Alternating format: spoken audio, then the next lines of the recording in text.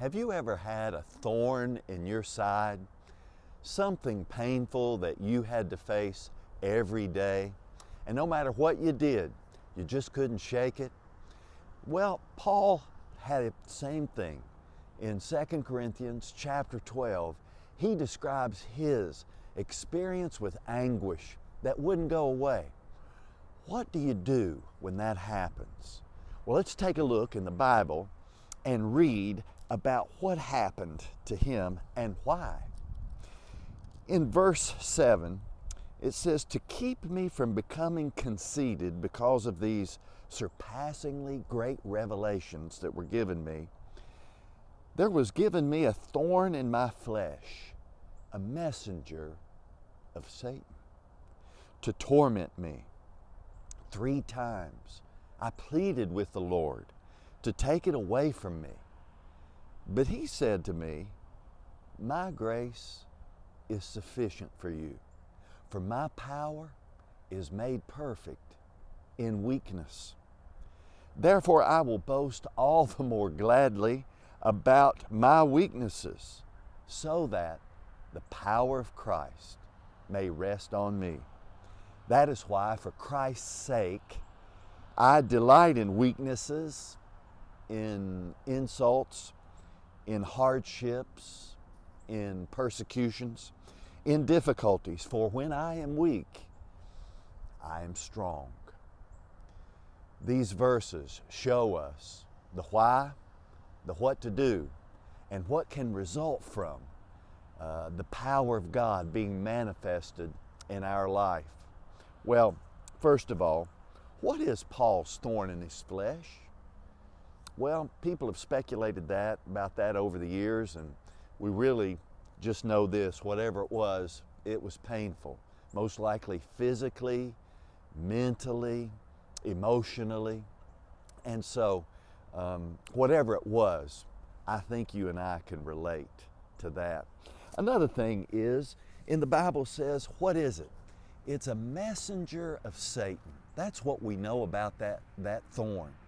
You know, God's not the author of meanness or things like sickness and all kinds of disease and things like that. You know, that wasn't in the original design and creation. It's natural evil. But here it says he was given a messenger of Satan. So what we do when we have this happen to us? Well, first of all, realize it's God's permissive will. And he's got a reason behind it, because it says there was given me. It says not sent me, it was given me, or God was giving this for a purpose. And so what did it do for Paul? Paul says, so that I would not become conceited. Paul knows, God knows better than anybody, that pride is the enemy of our soul. And so Paul was given this thorn in the flesh to keep him from being overtaken by our big enemy, and that is our pride and conceit, because Paul was given such great revelations. Now, God will always set parameters on Satan, and Peter and Paul are not the only ones in the Bible that have had that. Remember Peter, you know, Jesus said to Peter, Satan has requested to sift you like wheat, but I've prayed for you that your faith would not fail you, so that when you return, strengthen your brothers. And so there was a reason behind that permission given to Satan in the life of Peter, and look what it produced. Same is true with Paul. Also, Job is another example. And so we're certainly not above them. God's at work in us all to bring about His good will. And so it tormented him. This was not easy. Very, very difficult, daily facing that pain. And I know some of you can relate to that. So what did he do with that unceasing, unrelenting anguish? He pleaded with the Lord. Now in this word pleaded, this is his prayer, is pleading is an emotional prayer. And when he prays it the first time, pleading with God to take it away, it goes unanswered. So what do you do when your prayers go unanswered? He pleaded again, plumbing the depths of his soul and bringing out the emotion. It's very important here. What do we do when that happens? Just this right here. And so it's going to be brokenness there, emotion, desperation, and then nothing happens. What does he do? Does he give up his praying? No. He prays again, desperately seeking deliverance from this evil. And then he heard God's voice. He received the answer. Not the answer he was looking for, but a better answer. God answered him from heaven and said, "My grace is sufficient for you, for my power is made perfect in your weakness." When he spoke that word into Paul's soul, that word created strength. That grace created power within Paul. So take a look, his pain level was right here, let's say.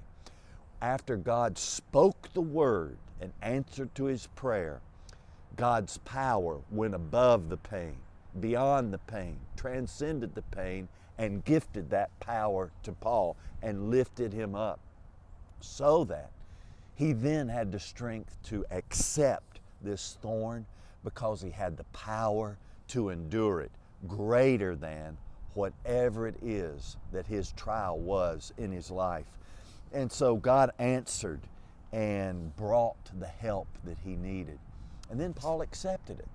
Even in the acceptance, there's this sense of I'm doing this for Christ's sake. In fact, that last verse we read, "This is why for Christ's sake I delight in my weakness." It's all for the love of Jesus, to do the will of God, accepting the will of God. That's in this whole prayer at the end when God answers you, when God speaks. And don't give up till he speaks. He will speak. He will answer you and speak a word into your heart to give you the grace you need to accept it and to live above it, to overcome it through his power, so that you too, like Paul, can delight in weaknesses, in insults, in hardships, persecutions, and difficulties. For when I am weak, I am strong. And that is the great answer to this prayer that Paul gets. I read a quote from Charles Spurgeon that says this: "Great tribulation brings about the great strength of God. If you never feel inward conflicts and sinking of soul, you do not know of the upholding power of God. But if you go down into the depths of your soul, anguish till the deep threatens to shut her mouth upon you, and then the Lord rides upon a cherub and does fly, rides upon the wings of the wind and delivers your soul and catches you away to the third heaven of delight. Then you will perceive the majesty of divine grace. Oh, there must be the weakness of man, felt, recognized, and mourned over, or else the strength of the Son of God will never be perfected in us." Well, may God's strength be perfected in us by his grace in our weakness. And may God bless you and keep you. May his face shine upon you.